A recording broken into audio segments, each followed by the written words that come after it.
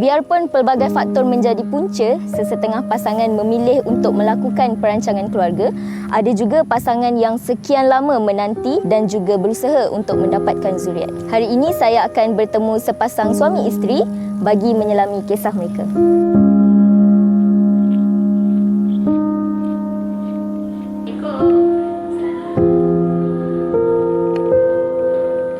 Saya telah berkahwin selama 9 tahun dengan suami iaitu Encik Muhammad Khairul Izzuan bin Mansur, dan sepanjang 9 tahun perkahwinan ni banyaklah macam-macam usaha yang dah dilakukan untuk menimang cahaya mata, dan setakat ni belum lagi berjaya.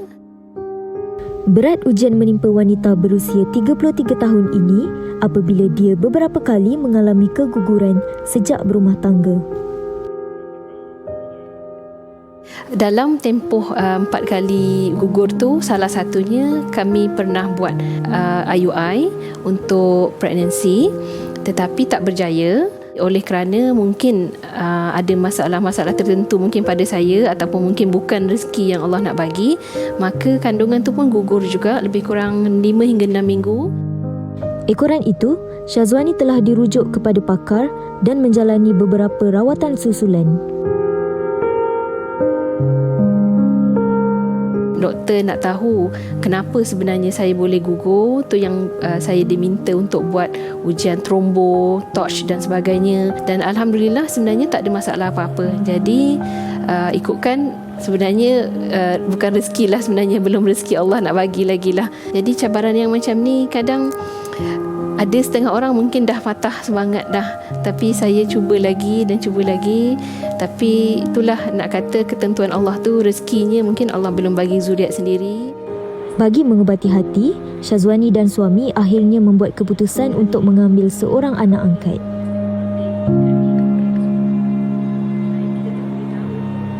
Sebenarnya untuk ambil anak angkat ni, bagi saya lah, pendapat peribadi saya, bukan sesuatu yang boleh fikir dan terus buat. Sebab anak angkat ni tanggungjawab dia bagi saya lebih besar. Anak sendiri tu lain amanah dia, anak angkat ni lain, berbeza. Dan proses nak lalu tu bukan mudah. Banyak kita nak kena korban masa, tenaga. Walaupun tidak memiliki pertalian darah, kehadiran Muhammad Akhbar tetap memberi sinar kebahagiaan terhadap pasangan ini. Syazwani berharap permata hatinya ini membesar sebagai insan yang berjiwa besar, penyabar dan bersemangat tinggi seiring dengan kecekalan mereka sepanjang diuji untuk bergelar ibu bapa. Sekarang bila ada anak tu rasanya berbeza sangat. Kehidupan tu berbeza, dan apa-apa pun akan dahulukan anak tu dulu. Jadi untuk yang di luar sana yang mana ada anak sendiri, mudah-mudah untuk dapat anak sendiri, maknanya ada rezeki cepat dan sebagainya, bersyukur dan jaga betul-betul amanah tu, sebab bukan semua orang bertuah.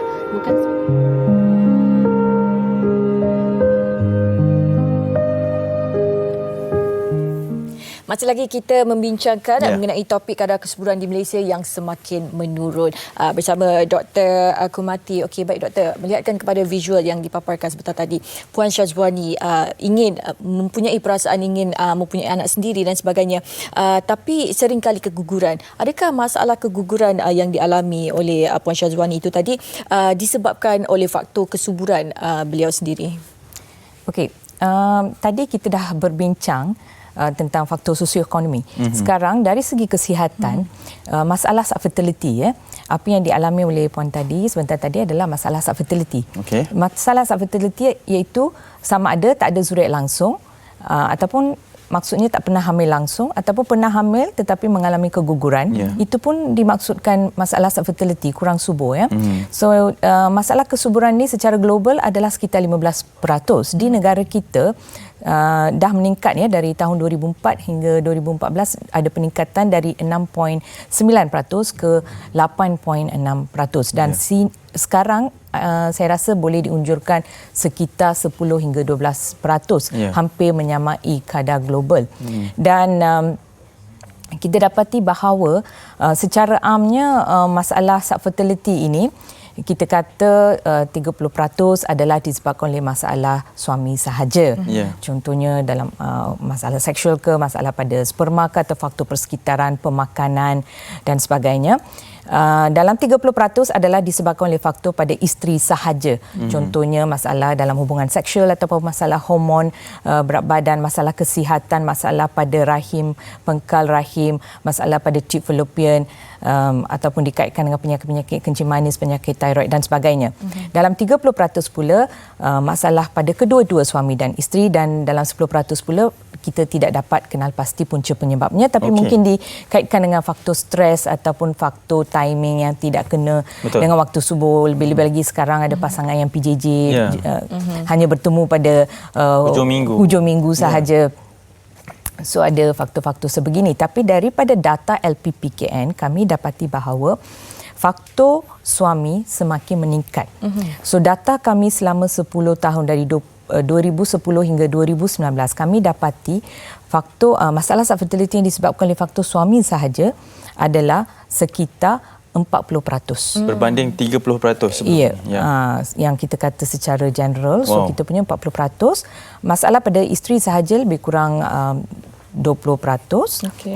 Dan gabungan kedua-dua suami dan isteri adalah 20 hingga 30%. Dan yang tidak diketahui punca lebih kurang 10%. Masih lagi 10%. Dan kami juga dapati dalam tempoh 10 tahun itu, daripada kesemua ujian analisa air mani yang kita lakukan ke atas suami, 60% daripada ujian itu adalah abnormal. Hanya 40% sahaja yang normal. Jadi kami di LPPKN memang kami bila kami memberi rawatan, memang kami memberi rawatan kepada kedua-dua suami dan isteri. Bergantung kepada punca penyebab. Kami di LPPKN, kami dah memberi rawatan atau perkhidmatan fertility ini dah 40 tahun ini masuk 41 tahun ya.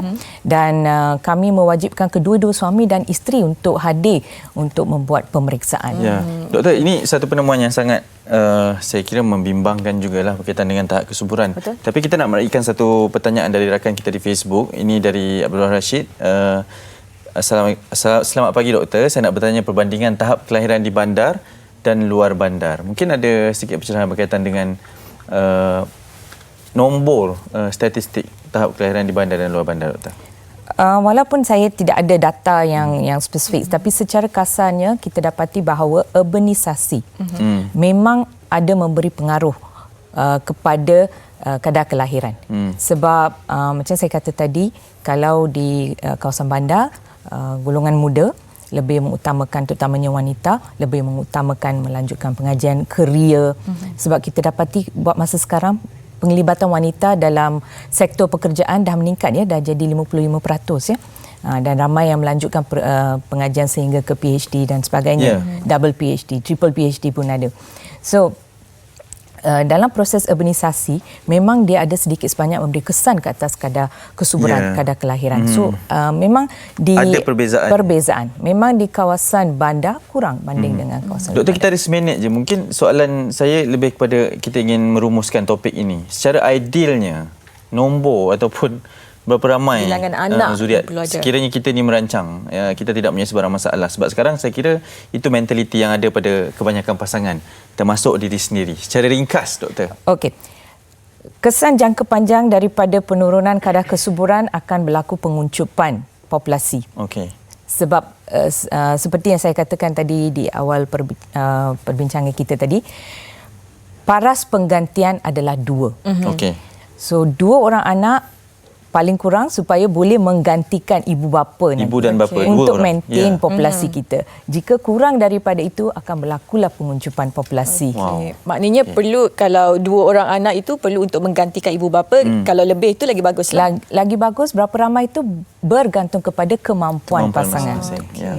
Baik, Dr. Komati Tiaga Rajan, terima kasih banyak kerana sudi bersama kami, seorang ketua unit subfertility bahagian reproduksi manusia, Lembaga Penduduk dan Pembangunan Keluarga Negara. Pembangunan Keluarga Negara. Sangat penting saya kira statistik dan info yang dikongsikan. Terima kasih sekali lagi kerana sudi bersama kami. Terima kasih.